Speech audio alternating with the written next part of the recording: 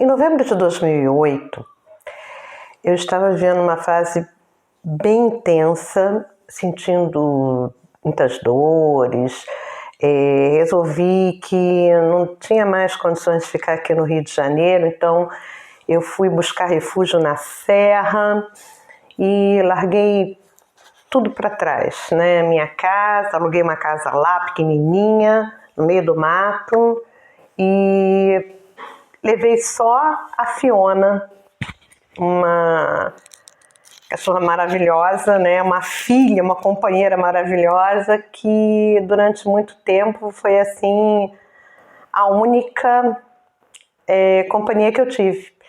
E nessa época foi que eu comecei a escrever e muito envolvida ainda, né, com o sofrimento, muito envolvida com as questões que eu estava vivenciando, principalmente relacionado à medicação. Estava tomando muito medicamento, buscando por respostas. Eu fui assim sendo conduzida, na época, na hora não me dei conta, né? No momento não me dei conta, para a literatura erótica. Então, eu escrevi esse livro, Meninas Malvadas, que é um livro, né, de contos eróticos. Contos eróticos muito delicados, porque eu achava assim incrível escrever assim, trazendo essa leveza, como se fossem contos mais picantes, vamos dizer assim. Tanto que meu pai e minha mãe até leram na época, mas isso aí não tira e nem diminui, né, de forma alguma a intenção verdadeira, que era buscar uma válvula de escape, porque naquela época a minha libido era zero. Eu realmente estava me sentindo muito sozinha, muito distante, muito fragilizada, e eu tomava tanto medicamento para dor que eu também comecei a perder o desejo. E aí, como eu ia lidar com aquilo, né? Eu não sabia como lidar com aquilo. E como eu sempre escrevi, eu fui para a literatura. Eu sou das artes, né? Eu também comecei a pintar e trazendo sempre, assim, muita sensualidade, né? Escolhendo cores muito quentes, muito vivas. Essa foi a forma que eu encontrei para lidar com a minha falta de desejo, minha falta de libido, e também com uma questão principal, que era como eu vou lidar com essa ausência de libido se eu não consigo falar a respeito. Pois é, essa também é uma questão que acontece muitas vezes na vida de quem convive com uma dor e doença crônica por um período muito longo, né? Nós somos jovens e eu não sei por que existe essa falta de comunicação, né? Essa dificuldade de perguntar o que a pessoa jovem em tratamento quer, o que ela precisa, né? Porque eu vejo muito assim, algumas vezes me perguntam, né, durante uma consulta: você é casada? E na época eu não era casada. Então eu acredito que você não é casada significava na época que eu não tinha ninguém, e que eu não estava procurando ninguém, e que eu não queria nada. Então tudo bem, vamos prescrever aí analgésico e relaxante muscular e tantas outras coisas, e no final eu ficava realmente anestesiada, a dor reduzia e também reduzia tudo, né? A minha sensibilidade, porque eu passei a ficar assim desmotivada, né? Sem aquele calor, sem aquela energia que me motivava em frente, que me levava a fazer as coisas, e eu já estava muito triste, fragilizada, e isso foi aumentando cada vez mais. E então eu fui buscar formas, né, de tentar compreender essa situação e de falar. Olha, eu estou sentindo que o medicamento é bom, funciona, né, diminui a dor, mas por outro lado, assim, eu estou me sentindo completamente vazia, eu não sinto nada, eu não tenho desejo, eu não tenho vontade de nada, de fazer nada. E as respostas eram, assim, as mais variadas possíveis, mas nenhuma realmente procurava compreender como eu estava me sentindo e o que eu queria naquele momento. E existe também uma questão aí bem delicada, que é a família. Quando você começa a precisar de apoio, de ajuda, quando você realmente não tem condições de fazer tudo sozinha e, né, começa a mobilizar uma rede de apoio para te ajudar a fazer o básico. O que acontece nesse momento? É que a família também, ela começa a participar muito ali, né, do seu dia a dia, e também a sugerir, né, o que eles acham que é o correto, o certo, ou que eles pensam que você realmente não se importa mais. Ou seja, a pessoa com dor, com doenças crônicas, com a perda de mobilidade, com a falta de, sabe, de uma vida mais aberta e receptiva, então ela também é assexuada. Ela não sente mais desejo, ela não tem essa necessidade. E muitas vezes você passa a ser vista como aquela pessoa que pode acompanhar ou ajudar ou fazer tudo porque você realmente não faz nada. Não sei se vocês compreendem muito bem isso. Por exemplo, olha só, a Gisele está assim debilitada, ela precisa de repouso. Então vamos lá, você pode acompanhar a tia fulana, né, na internação, ou você pode tomar conta das crianças para tua prima trabalhar, ou você pode ficar tomando conta da tia enquanto o resto da família vai a uma festa. Quantas vezes isso acontece? Muitas vezes. E você acaba assumindo muitas responsabilidades e às vezes não é isso que você quer, quer dizer, na maioria das vezes não é isso que você quer, porque você se torna uma pessoa que é útil, né, para o núcleo familiar, porque você não pode mais ter uma vida, né, ativa, mas que você também não pode se interessar por sair, por tentar encontrar pessoas, por querer ter uns novos relacionamentos. Você também parece que você se fechou para a vida. E não é isso.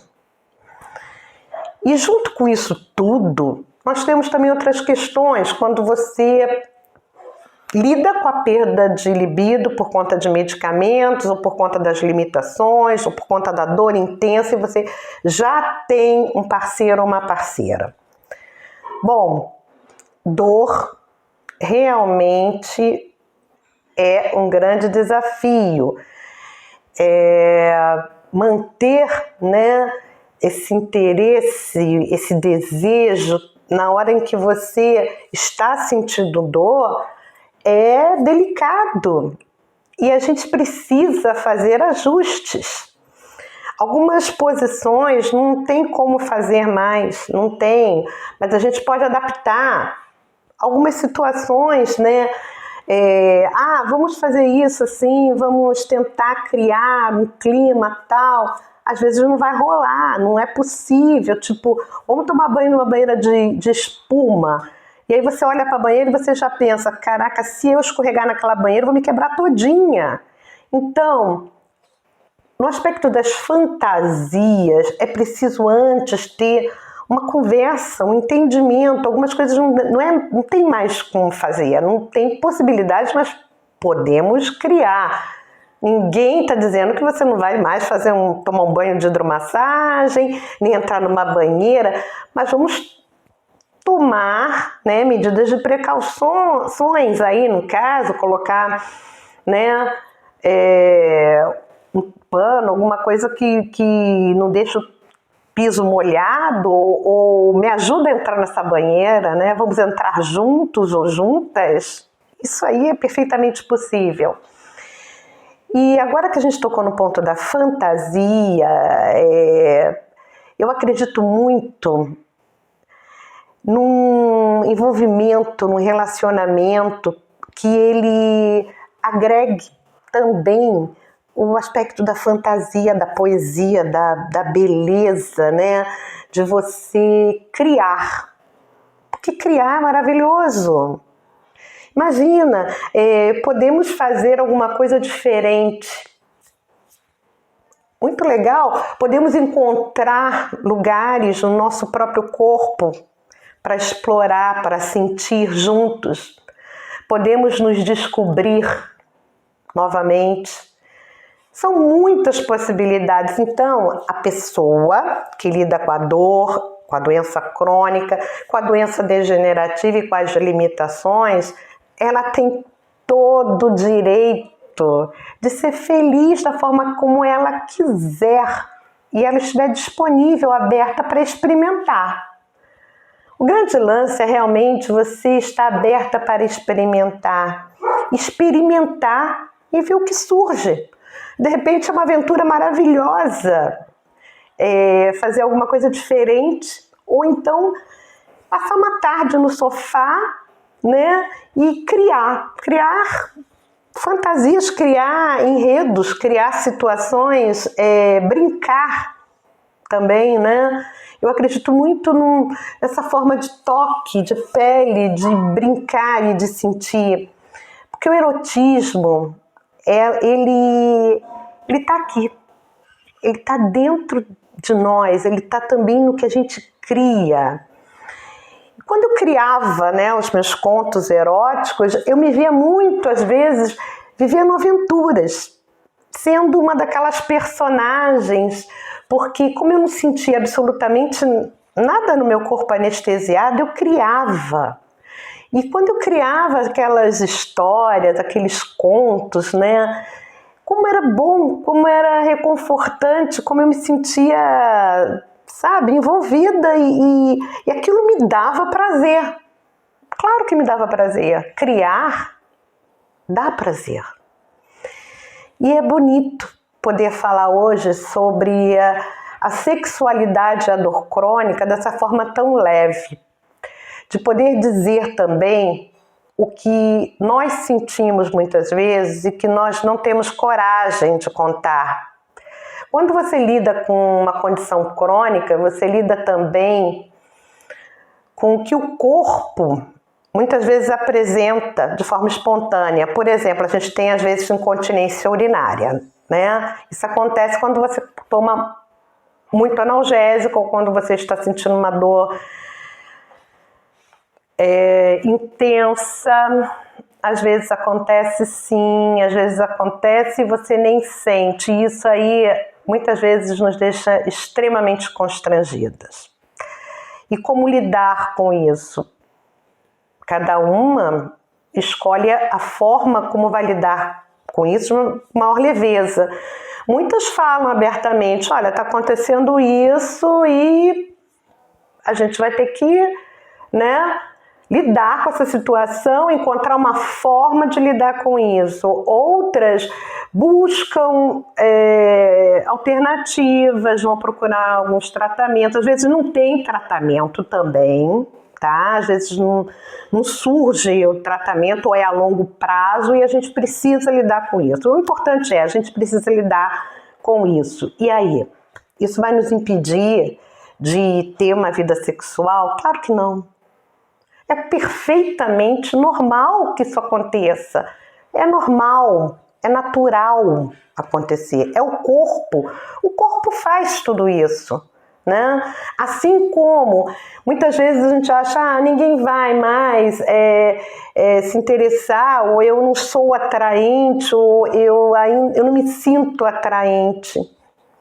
Nossa, e eu posso dizer, sabe, que eu conheço muitas mulheres que têm parceiros e parceiras e que iniciaram relacionamento depois que a doença atingiu um nível mais elevado e que fragilizou ainda mais essa condição. Muitas mulheres que conseguiram adaptar, muitas mulheres que encontraram pessoas que, sabe, se importavam muito mais com aquilo que ela tinha aqui dentro, que ela é de verdade, do que com essa forma física que é importante, é bacana, que a gente acha que é o principal e que na verdade não é. O importante, o bonito da vida é a gente poder sentir realmente aquilo que a gente é e poder expressar tudo isso. Ah, mas você está falando assim porque é fácil, você tem um parceiro? Sim, mas eu ter um parceiro não significa que é um mar de rosas e que eu consigo, né, levar isso de uma maneira muito fácil. A gente construiu isso durante anos e é assim que funciona. A gente constrói uma relação com o tempo e com a verdade, com a sinceridade, com aquilo que você é, da forma como você está. E as pessoas, elas se interessam, elas se sentem atraídas por aquilo que você é também, pela sua essência, por aquilo que você oferece como ser humano que você é.